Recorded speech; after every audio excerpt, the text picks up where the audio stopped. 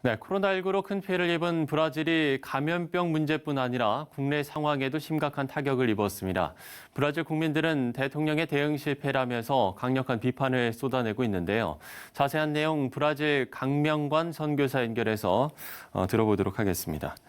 자, 선교사님, 브라질 상황이 심각해진 원인으로 리더십의 부재를 꼽았는데 자세한 이유가 뭔지 궁금합니다. 네, 현재 브라질 코로나19 확진자는 통계적으로 미국에 이어 전 세계에서 두 번째로 많습니다.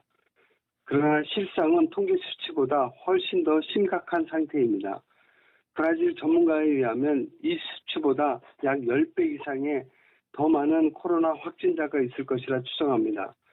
왜냐하면 브라질에는 코로나19 검사하는 검사 키트가 턱없이 부족하여 검사를 제대로 받을 수 없는 실정입니다. 또 확진 판정을 받아도 의료시설이 열악하여 인공호흡기나 의료병상이 너무 부족해서 제대로 치료를 받을 수 없고 받지도 못하고 있습니다. 사실 이런 어려움에는 정치 지도자의 잘못된 판단을 큰 원인으로 여겨지고 있는데요.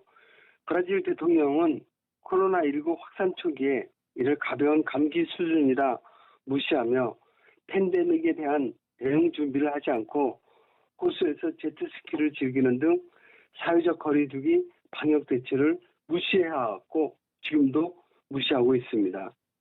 그래서 브라질 국민들은 미국의 트럼프를 추종하며 따라하는 현 대통령에 대한 불신이 아주 커져 있고 브라질에는 연방정부나 주정부, 지방정부가 각각 따로 다른 정책과 지침을 내리다 보니 국민들은 더욱 혼란스럽고 코로나에 대한 제대로 대응하지 못하고 있는 상황입니다.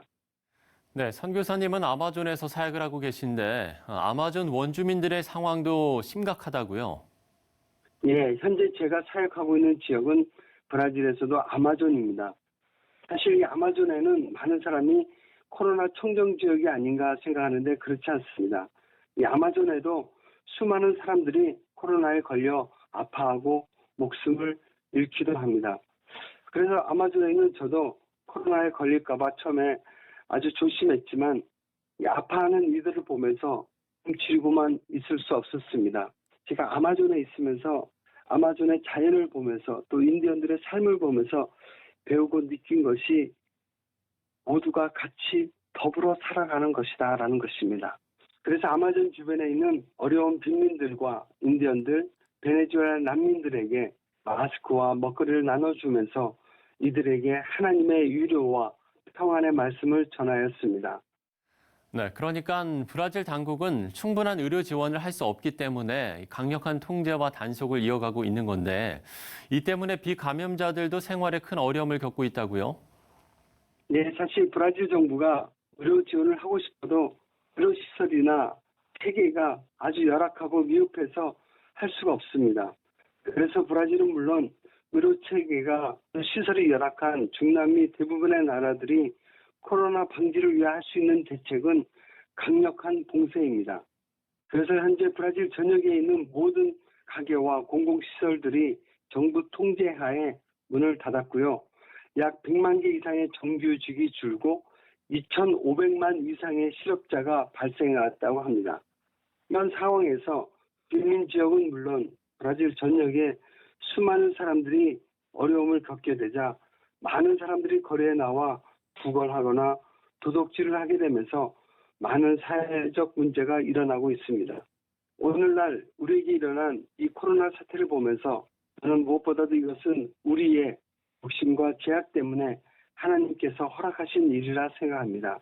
이제는 코로나로 인해 혼자만이 잘 먹고 잘 살 수 없음을 깨닫게 해주시는 것이죠. 그래서 어렵고 아파하는 사람들에게 선을 베풀고 도우며 살아갈 때 하나님께서 코로나19의 종식과 이 땅을 회복시켜 주시리라 믿습니다. 네, 선교사님이 아마존에 사시면서 더불어 사는 법을 배우셨다라고 말씀을 하셨는데 코로나19가 잠잠해져서 자연과 인간, 또 인간과 인간의 조화로운 삶이 다시 회복되기를 저희 모두가 함께 기도해야겠습니다. 브라질 강명관 선교사와 이야기를 나눠봤습니다. 자, 열대우림